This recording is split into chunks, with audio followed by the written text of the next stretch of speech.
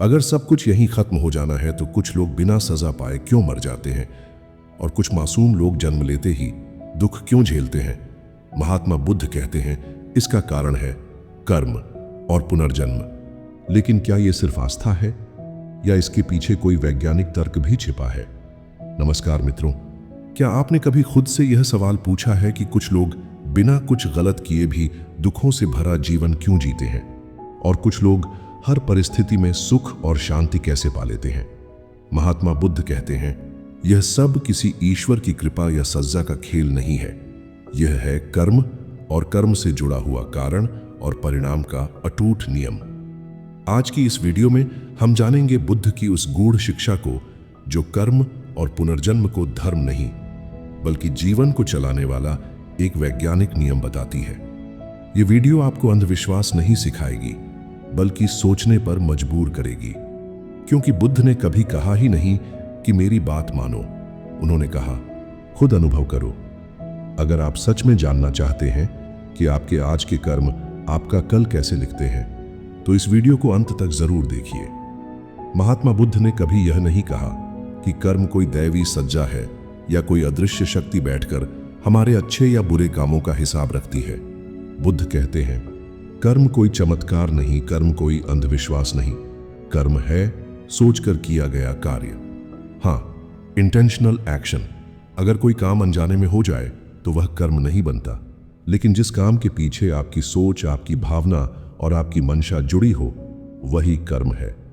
बुद्ध के अनुसार कर्म की शुरुआत हाथों से नहीं होती, कर्म की शुरुआत होती है मन से। अगर मन में करुणा है तो कर्म भी करुणामय होंगे। अगर मन में क्रोध है तो कर्म भी कठोर होंगे। इसीलिए बुद्ध का सिद्धांत बहुत सरल है लेकिन बहुत गहरा है। अच्छा विचार अच्छा कर्म पैदा करता है और अच्छा कर्म सुखद परिणाम देता है। वहीं दूसरी ओर नकारात्मक विचार गलत कर्म बनते हैं और वही कर्म दुख का कारण बन जाते हैं। बुद्ध कहते हैं मन ही सब कुछ है, जो तुम सोचते हो वही बन जाते हो। इसका मतलब यह नहीं कि एक बुरा विचार तुरंत सजा बन जाएगा, लेकिन बार बार सोचा गया विचार एक आदत बन जाता है और आदत पूरी जिंदगी की दिशा तय कर देती है। यही वजह है कि बुद्ध भाग्य को नहीं मानते। वे कहते हैं कर्म भाग्य नहीं बनाता, कर्म ही भाग्य है। आप आज जैसा सोचते हैं, आज जैसा व्यवहार करते हैं, आपका भविष्य वैसा ही आकार लेता है।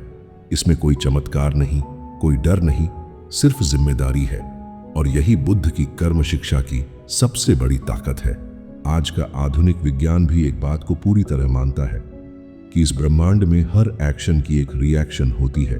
आप पत्थर पानी में फेंकते हैं तो लहरें अपने आप बनती हैं।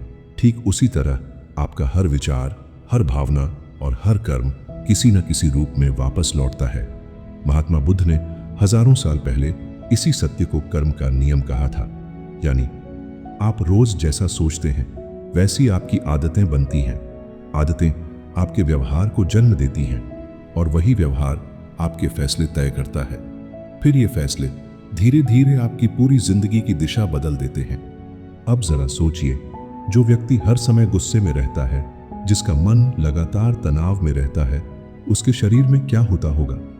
विज्ञान कहता है लगातार गुस्सा ब्लड प्रेशर बढ़ाता है, दिल पर असर डालता है और शरीर को धीरे धीरे बीमार बना देता है।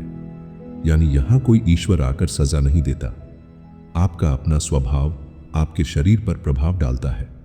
वहीं दूसरी ओर जो व्यक्ति करुणा में जीता है, जो दूसरों के प्रति दया और समझ रखता है, उसका मन ज्यादा शांत रहता है, उसका शरीर तनाव से कम जूझता है।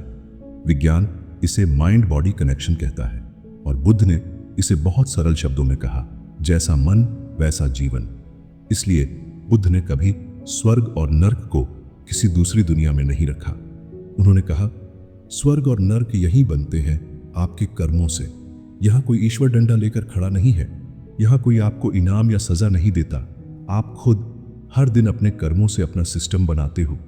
अगर आप डर, गुस्से और नकारात्मकता में जीते हो तो वही आपका जीवन बन जाता है, और अगर आप समझ, करुणा और जागरूकता से जीते हो तो वही आपकी वास्तविक शक्ति बनती है। यही कारण है कि बुद्ध का कर्म सिद्धांत धर्म नहीं, जीवन का विज्ञान है। महात्मा बुद्ध ने पुनर्जन्म को कभी धार्मिक रहस्य की तरह पेश नहीं किया। उन्होंने आत्मा की अमरता पर बहस नहीं की, बल्कि एक और गहरी बात कही, आत्मा नहीं, चेतना चलती रहती है। बुद्ध से कहते हैं चेतना की निरंतरता। इसका अर्थ यह नहीं कि वही शरीर या वही व्यक्ति दोबारा जन्म लेता है। बुद्ध का दृष्टिकोण इससे कहीं ज्यादा सूक्ष्म है। बुद्ध एक उदाहरण देते हैं, जैसे एक दिए से दूसरा दिया जलाया जाता है। पहली लौ और दूसरी लौ एक जैसी दिखती है, लेकिन वे एक नहीं होती। पहले दिए की लौ दूसरे दिए का कारण बनती है। ठीक उसी तरह एक जीवन की चेतना दूसरे जीवन का कारण बनती है।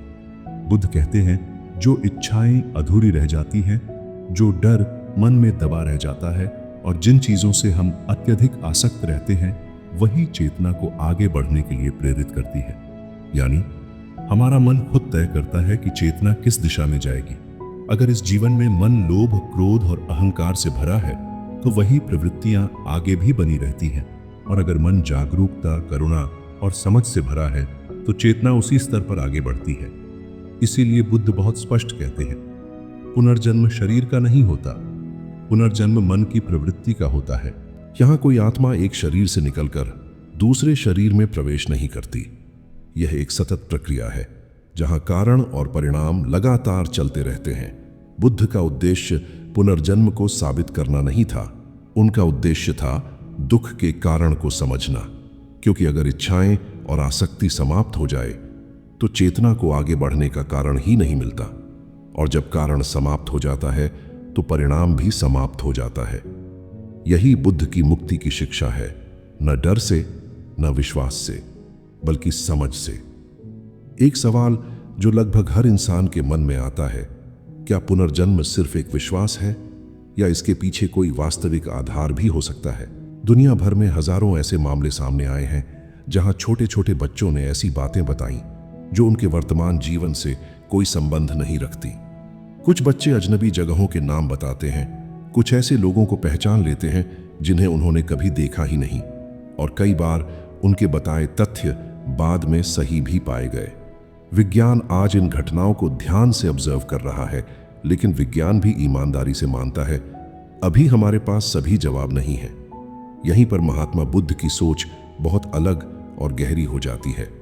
बुद्ध ने कभी यह दावा नहीं किया कि पुनर्जन्म को आंख बंद करके मान लिया जाए। उन्होंने कभी नहीं कहा मुझ पर विश्वास करो।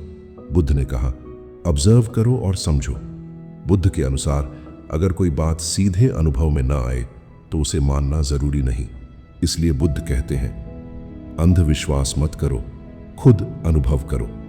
बुद्ध की शिक्षा विश्वास पर नहीं, जागरूकता पर आधारित है। उन्होंने पुनर्जन्म को डर या लालच से नहीं जोड़ा। उन्होंने इसे कारण और परिणाम की एक प्राकृतिक प्रक्रिया बताया। अगर चेतना निरंतर है, अगर आदतें और प्रवृत्तियां जीवन को प्रभावित करती हैं, तो यह सवाल अपने आप पैदा होता है, क्या यह प्रभाव मृत्यु पर समाप्त हो जाता है? विज्ञान अभी इस प्रश्न की खोज में है, और बुद्ध ने हजारों साल पहले इसी खोज को मानव अनुभव का हिस्सा बनाया। इसीलिए बुद्ध के लिए पुनर्जन्म कोई अंधविश्वास नहीं, यह एक खुला प्रश्न है जिसे समझना है डर से नहीं बल्कि जागरूक मन से। अगर कर्म सच है, तो आज किया गया हर छोटा सा काम, हर छोटा सा निर्णय आपका भविष्य लिख रहा है। आप कैसे बोलते हैं, कैसे सोचते हैं और दूसरों के साथ कैसा व्यवहार करते हैं, यही आपके जीवन की असल नींव बनता है। अगर पुनर्जन्म है, तो फिर डरने की कोई वजह नहीं। डर से जीना नहीं, जिम्मेदारी से जीना सीखो, क्योंकि जो बोया है वही काटना है, और जो आज बो रहे हो वही कल आपकी वास्तविकता बनेगा। और अगर मान लो कि पुनर्जन्म न भी हो, अगर यह जीवन एक ही बार मिला हो, तो भी सही कर्म इसी जीवन को स्वर्ग बना सकता है। स्वर्ग कोई दूसरी दुनिया नहीं है, स्वर्ग वही जीवन है जहां मन शांत हो, जहां पछतावा ना हो, और जहां रात को नींद सुकून से आए। बुद्ध कहते हैं सही कर्म का फल किसी और जीवन में नहीं, सबसे पहले आपके मन में मिलता है। शांति, हल्कापन और भीतर की स्वतंत्रता।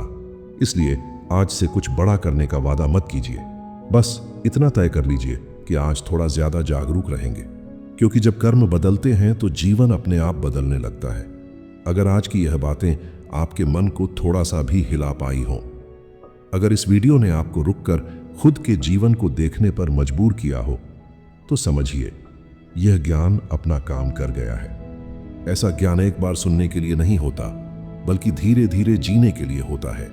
अगर आप चाहते हैं कि ऐसे ही गहरे, सच्चे और जीवन बदलने वाले विचार आप तक लगातार पहुंचते रहें, तो इस वीडियो को लाइक कीजिए और चैनल को सब्सक्राइब कर लीजिए। यह सिर्फ एक बटन नहीं है, यह एक संकेत है कि आप जागरूक जीवन की ओर एक कदम बढ़ा रहे हैं। और हाँ, अगली वीडियो और भी ज्यादा गहरी होने वाली है, क्योंकि अगली बार हम जानेंगे बुद्ध की शिक्षा, दुख क्यों पैदा होता है। क्या दुख बाहर से आता है या हम खुद अपने दुख को जन्म देते हैं? अगर आप इन सवालों के सच्चे उत्तर जानना चाहते हैं तो चैनल से जुड़े रहिए, क्योंकि बुद्ध के उपदेश सुनने के लिए नहीं, जागने के लिए होते हैं।